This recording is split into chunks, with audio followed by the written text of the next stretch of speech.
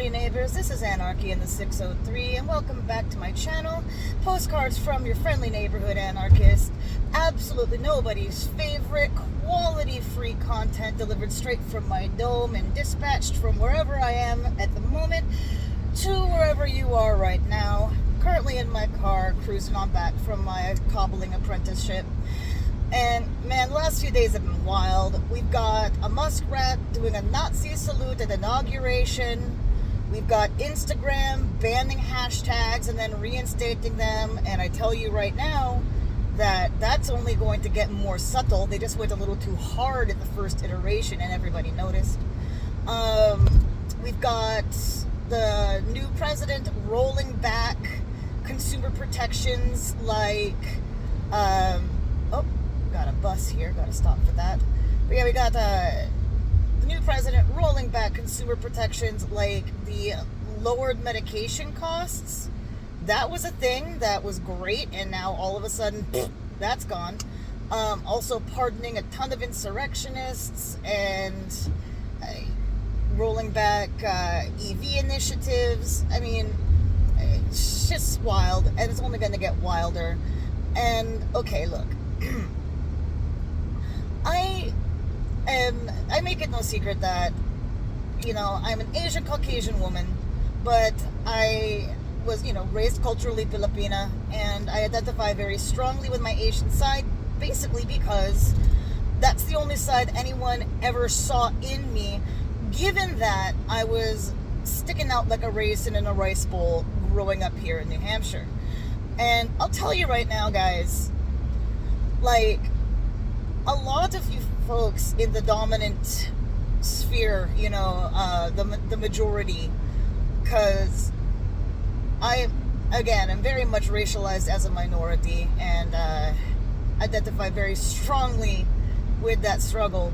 A lot of you folks in the majority haven't been squeezed like this in the way that folks like myself have. The discomfort that you're feeling, the panic, the out and out, like, what the hell is going on, existential crisis stuff that you may be feeling right now, that's something that's been pretty common to any one of us that are, shades darker than vanilla out here in this world for a really long time. And I know that, like myself, a lot of people of color, especially folks in the black community I've been hearing, we're tired, man. Like, black folk have been fighting these kind of fights for generations here. And Asian Americans, people like myself, we've been doing it too. Like, I was kind of tickled to be immunocompromised during the whole pandemic because, like, as an Asian woman in a majority white state, like, everyone's cool and tolerant around here for the most part, but still,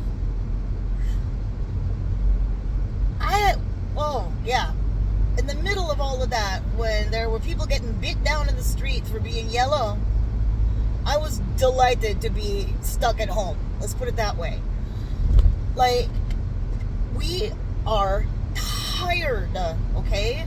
And the thing is, when stuff starts getting existential, when stuff starts getting terrifying, a lot of the time, like, folks in the majority start looking towards us in the minority, like, because, usually someone, typically a person of color, has started a protest. But the thing is, a lot of people are protecting their peace right now. A lot of people are bowing out of the fight. And that means that folks out here who have never been pressed before or haven't felt so pressed before, y'all gonna have to start to step up, okay? Like, I'm still in the fight. I'm tired as hell, but I'm still gonna bitch about it. I mean, look, I managed to glean 37 subscribers. 37 in a row.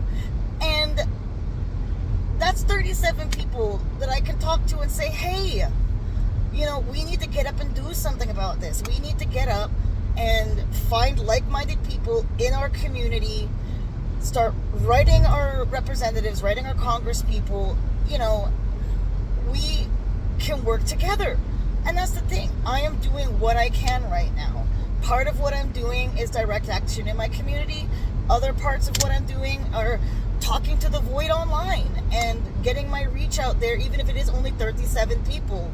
Like, my videos only get maybe a half a dozen views, if that, and most of them for only a couple of minutes. But still, if even one person sticks around and gets inspired to get up and do something, then, that's one more person than we had before, right? And so that's the thing. Like, stuff is getting crazy. It's only going to get crazier. And with the way that they're cracking down on free speech on social media, unless it's right-wing speech, because you could be free to, hate people as much as you want. You can be free to, say terrible things as much as you want. But as soon as you start to complain about the current regime, that's when they want to crack you down, right? Because we haven't paid enough to have a voice. But here's the thing. It's only going to get harder.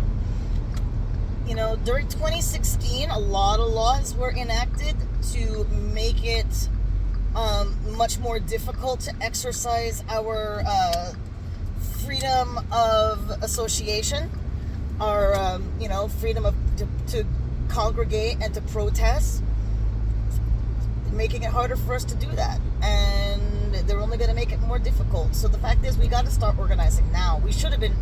Y'all should have been doing a lot more sooner. I mean, we've been trying to put the word out there for a long time about 2025, but nobody listened. And now all of a sudden he's doing everything that he said he would.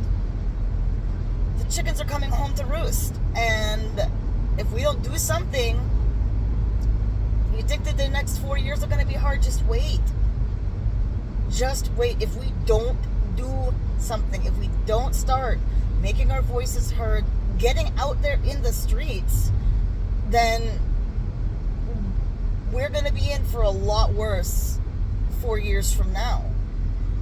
Like, say what you want about the French. Like, I remember back in the days after 9/11, how, the French's mustard company even had to put out a statement saying, hey, it's just a last name. We're actually American owned, and, please don't associate us with the French. And people were renaming French fries freedom fries on their menu. Like, we call them cheese-eating surrender monkeys. But the fact is, if stuff like this was happening in France, the French would be rioting in the streets. Like, they tried raising the retirement age over there recently, and people were taking Paris to bits, okay? But right now, it just seems to me like folks, by and large, yes, there was a march on Washington, the other day, but that's he already been inaugurated, man. We needed to be out in the streets a lot sooner than this. And we haven't been. But it's damn near, it's damn over time that we do it. And what I say to you now, I'm begging of you guys, get over to your local library or your local coffee shop. Look at the bulletin boards that are there. See if you can find a local organization, even just a local organization for your Democratic Party in your area or your county or whatever. Your local, friendly leftist groups. Honestly, if you're into fiber arts, find a local knitting group, because, knitters are fucking rebel as hell. Knitters are fucking anarchists, leftists. It's incredible just how woke the knitting community is. Find your local LGBTQIA community. Guarantee you they're getting together and organizing, but nobody's gonna send you an engraved note, an engraved invitation to the protest, guys. You're gonna have to get out there, and you're going to have to look for your people. But we're going to need to do a lot more on the street organizing, ground level organizing, in-person organizing. We're going to have to start using a lot more decentralized social media. It's not going to be easy. But if we don't do something, the next 4 years are going to be even harder. And the years after that are going to be unimaginably harder. Anyway, I'm about where I need to get to for the day, so I'm out for now. You all have a good day and take care out there, alright?